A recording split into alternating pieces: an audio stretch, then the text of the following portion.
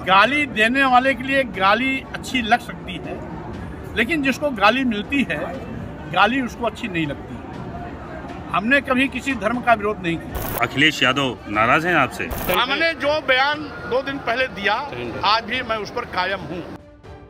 स्वामी प्रसाद मौर्य एक तरफ जहां चर्चाओं में बने हुए हैं, तो वहीं दूसरी तरफ सपा के लिए समस्या बन गए हैं। लेकिन इस पूरे मुद्दे पर सबसे बड़ा सवाल यही है कि स्वामी प्रसाद के इस बयान पर सपा अध्यक्ष अखिलेश यादव क्या स्टैंड लेते हैं। लेकिन आज मंगलवार को एक बार फिर स्वामी प्रसाद ने ऐलान कर दिया कि वे अपने स्टैंड पर कायम हैं। कहा कि मैं सिर्फ कुछ अंश हटाने की मांग कर रहा हूं, क्योंकि इस पुस्तक में 95% दलित, पिछड़े, आदिवासी और महिलाओं को अपशब्दों से नवाजा गया है।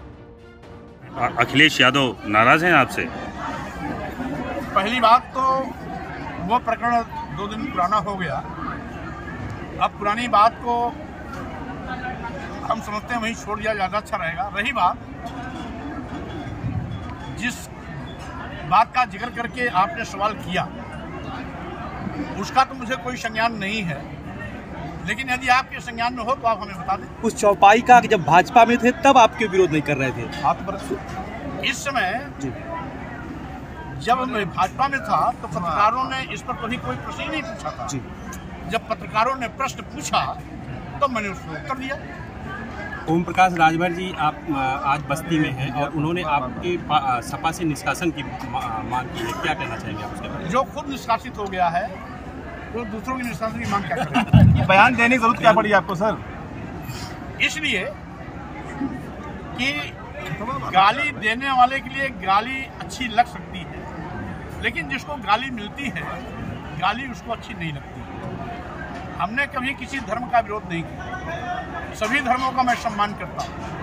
हमने चौपाई के कुछ अंश का हवाला दिया जो आप सबकी मीडिया में बहुत चल चुका है, अब उसको हम रिपीट नहीं करना चाहते। एक बाबा तो चर्चा में उस अंश को प्रतिबंधित करने की मैंने मांग की, क्योंकि उसमें देश के 97% महिलाओं, आदिवासियों, अनुसूचित जातियों, पिछड़ों को अब शब्दों से नवाजा गया है, जबकि भारतीय संविधान लागू होने के बाद इस प्रकार के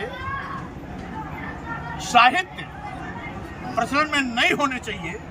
बाबा साहब डॉक्टर अम्बेडकर ने उसी दिन कहा था जब संविधान लागू उन्होंने समर्पित किया था कि अब देश को भारतीय संविधान मिल गया है, इसलिए यही देश का सबसे बड़ा धर्म है, यही सबसे बड़ा ग्रंथ है, इसी के दिशा निर्देश के क्रम में सबको चलना है, इसके इतर चलने की आवश्यकता नहीं। बता दें कि स्वामी प्रसाद मौर्य लखनऊ में अपने बयान के बाद आज मंगलवार को संत कबीर नगर के खलीलाबाद में बिहार के पूर्व मुख्यमंत्री कर्पूरी ठाकुर की 99वीं जयंती समारोह में शामिल होने के लिए पहुंचे थे, जहां उन्होंने खुले मंच से तमाम मुद्दों पर सरकार को घेर डाला। फिलहाल अभी तक अखिलेश यादव की इस मुद्दे पर चुप्पी लगातार चर्चाओं का विषय बनी हुई है। ऐसे में ये देखना होगा कि आगे आने वाले दिनों में कमंडल की राजनीति तेज होती है या फिर ठंडी पड़ती है। संत कबीर नगर से आलमगीर की रिपोर्ट, यूपी तक।